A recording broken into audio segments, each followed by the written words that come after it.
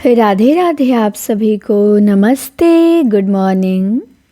स्वागत है आप सभी का हमारे चैनल पे। तो हम देखेंगे 50 महत्वपूर्ण प्रश्नों को जो वन लाइनर फॉर्मेट में रहेंगे और ये सारे प्रश्न शुक्ल जी की बुक से रहेंगे। तो शुक्ल जी की बुक का अब हम आपके सामने पूरा निचोड़ एकदम प्रस्तुत कर देंगे।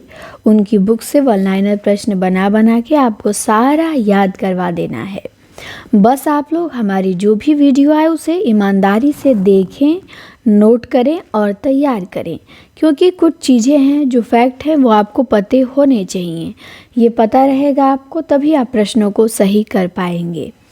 तो क्लास को आप अधिक से अधिक शेयर करें लोगों के पास, चैनल को सब्सक्राइब कर लें, प्रतिदिन आपको ये वीडियो मिलेगा। तो चलिए हम शुरू करते हैं। पहला प्रश्न है हमारा कि डॉक्टर विनय तोष भट्टाचार्य ने सरहपा का समय माना है। तो विनय तोष भट्टाचार्य ने सरहपा का समय माना है 633 ईस्वी। इसके बाद दूसरा प्रश्न है कि निर्वाण के कितने अवयव ठहराए गए हैं। तो निर्वाण के 3 अवयव ठहराए गए हैं। कौन? तो शून्य, विज्ञान और महासुख। तो निर्वाण के 3 अवयव कौन? शून्य, विज्ञान और महासुख। इसके बाद तीसरा प्रश्न है कि बिसलदेव किसके पुत्र थे। तो बिसलदेव राजा आना के पुत्र थे। किसके? राजा आना के। याद रखिएगा। निर्वाण के कितने अवयव ठहराए गए हैं? 3। कौन? शून्य, विज्ञान और महासुख। इसके बाद है जयचंद प्रकाश को शुक्ल जी ने महाकाव्य माना है नहीं, बट शुक्ल जी मानते हैं कि जयचंद प्रकाश जो भट्ट केदार की रचना है ये महाकाव्य है। इसके बाद है साधना के कितने अवयव हैं। तो साधना के भी 3 अवयव हैं। कौन? तो कर्म, ज्ञान और भक्ति। तो साधना के 3 अवयव कौन हैं? कर्म, ज्ञान और भक्ति है। इसके बाद है कि एक कथन है, पूछा गया है किसका कथन है कि तुलसी की भक्ति पद्धति में कर्म और ज्ञान का पूरा सामंजस्य और समन्वय रहा। ये कथन हमारे शुक्ल जी का है। ये कहते हैं कि तुलसी की भक्ति पद्धति में कर्म और ज्ञान का पूरा सामंजस्य और समन्वय रहा है। 7वां प्रश्न है ज्ञानदेव की बहन है। कौन है ज्ञानदेव की बहन? तो ज्ञानदेव की बहन मुक्ताबाई थी। याद रखेंगे, ज्ञानदेव की बहन कौन थी? ज्ञानदेव वही तो कहते हैं बिन गुरु होई न ज्ञान। तो ज्ञानदेव की बहन मुक्ताबाई थी। एक पंक्ति है, पूछी गई है किसकी है।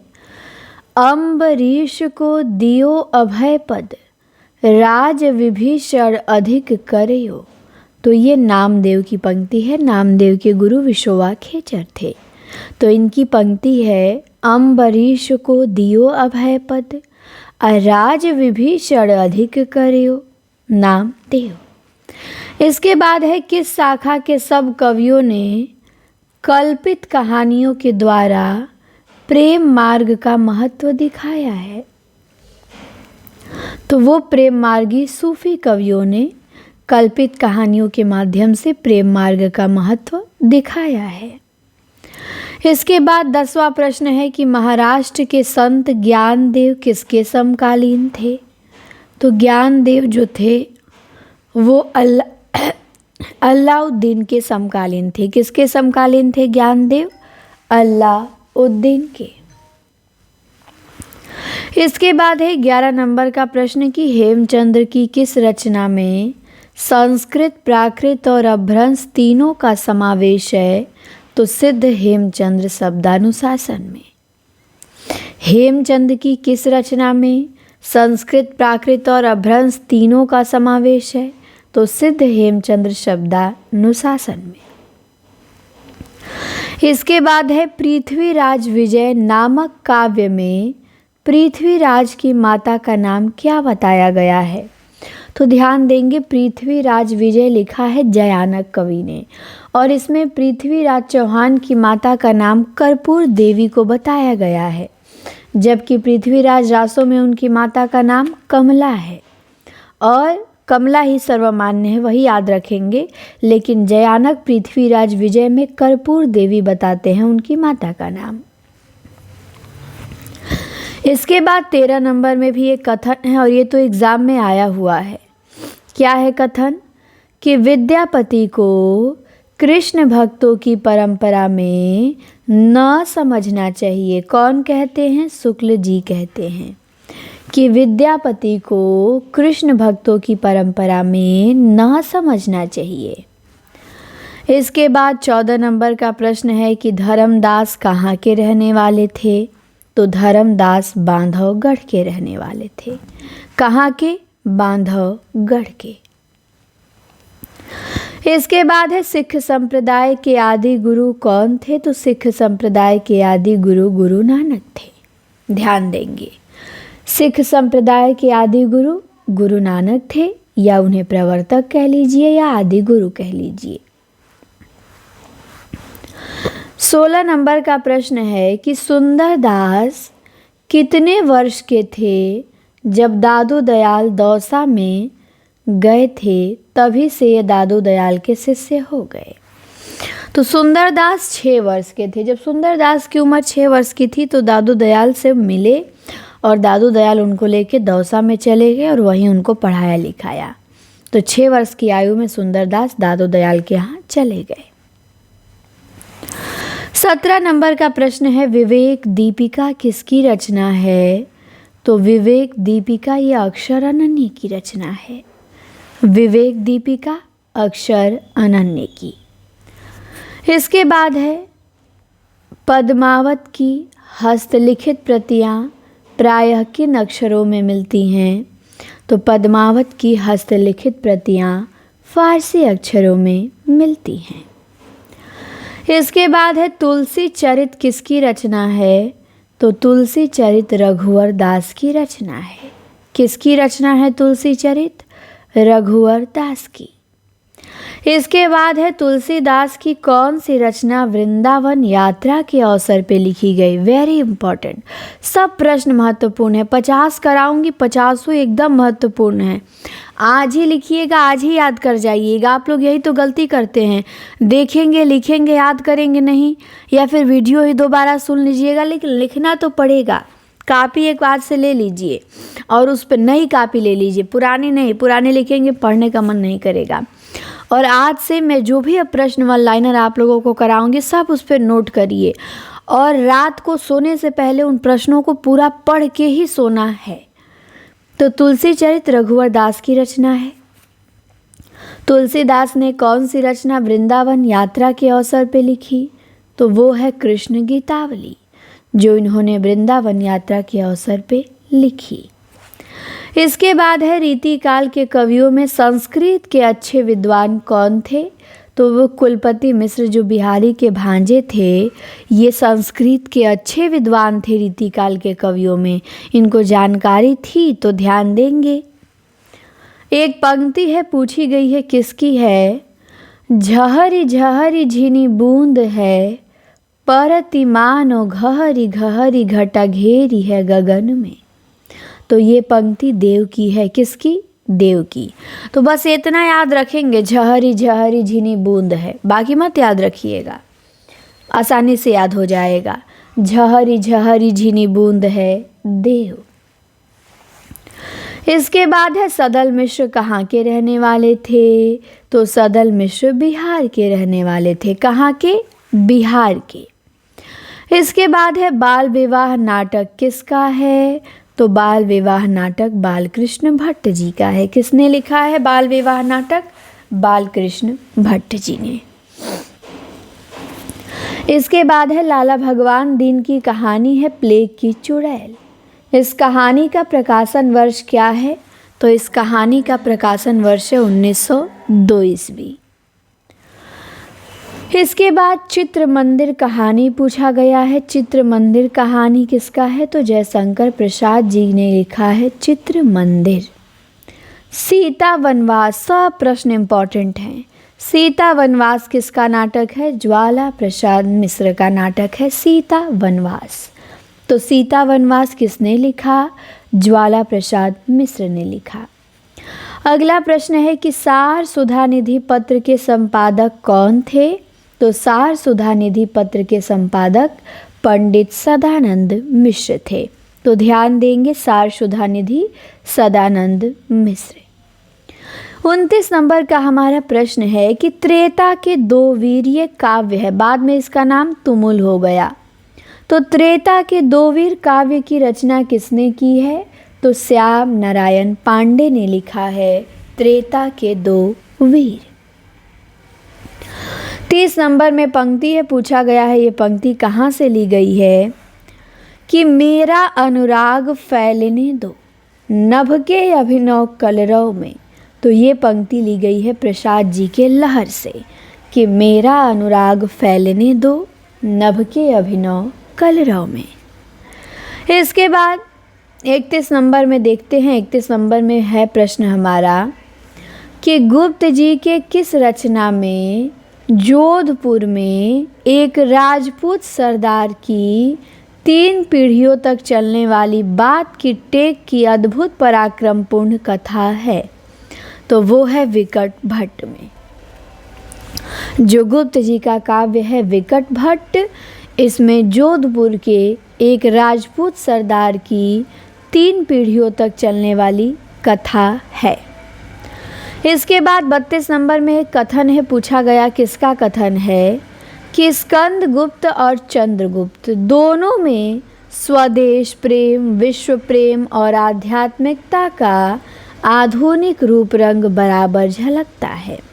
तो ये कथन कहने वाले शुक्ल जी हैं। शुक्ल जी कहते हैं कि स्कंदगुप्त और चंद्रगुप्त दोनों रचनाओं में स्वदेश प्रेम, विश्व प्रेम और आध्यात्मिकता का आधुनिक रूप रंग बराबर झलकता है। इसके बाद 33 नंबर का प्रश्न है, जो द्विजदेव थे रीति काल में, द्विजदेव का मूल नाम क्या है? तो इनका मूल नाम है महाराज मान सिंह।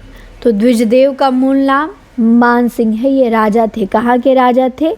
अयोध्या के राजा थे, याद रखना है। अगला प्रश्न है 34 नंबर में कि आईने अकबरी की भाषा वचनिका नामक पुस्तक किसने लिखा? तो ये पुस्तक लिखा लाला हीरा लाल ने। आईने अकबरी की भाषा वचनिका नामक पुस्तक के लेखक कौन है? लाला हीरा लाल है। इसके बाद है 35 नंबर में काव्य विलास, ये किसकी रचना है? तो ये प्रताप शाही की रचना है काव्य विलास। किसकी? प्रताप शाही की। 36 नंबर का प्रश्न है, सेनापति कहाँ के रहने वाले थे? तो सेनापति अनूप शहर के रहने वाले थे। कहाँ के? अनूप शहर के। केशव दास के पिता का नाम क्या था? तो इनके पिता का नाम काशीनाथ था। तो ध्यान देंगे, केशव दास के पिता काशीनाथ थे। केशव निम्बार्क संप्रदाय में दीक्षित थे। शुक्ल जी बताते हैं कि इन्होंने 2 ही प्रबंध काव्य लिखे हैं, लेकिन वैसे तो इन्होंने 5 लिखा है। इसके बाद है हरिचरित किसकी रचना है? तो हरिचरित लालच दास की रचना है। किसकी? लालच दास ने लिखा है हरिचरित। इसके बाद है रामायण महानाटक, ये किसने लिखा है? तो ये प्राण चंद चौहान ने लिखा है रामायण महानाटक। इसके बाद है कृष्णदास की जाति क्या थी?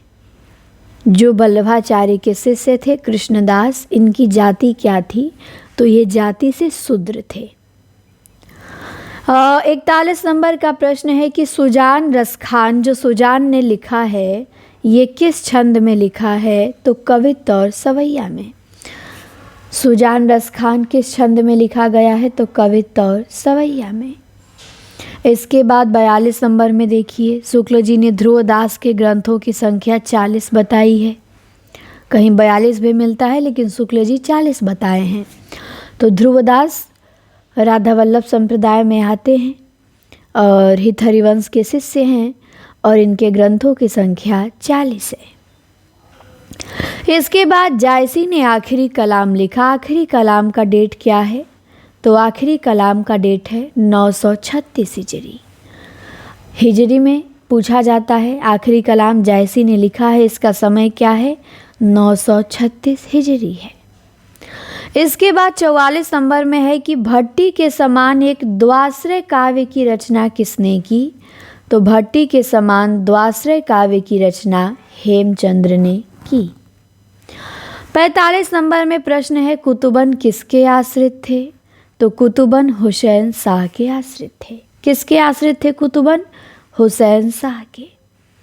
पूछा जाता है ये, कुतुबन हुसैन शाह के आश्रित थे, याद रखिएगा।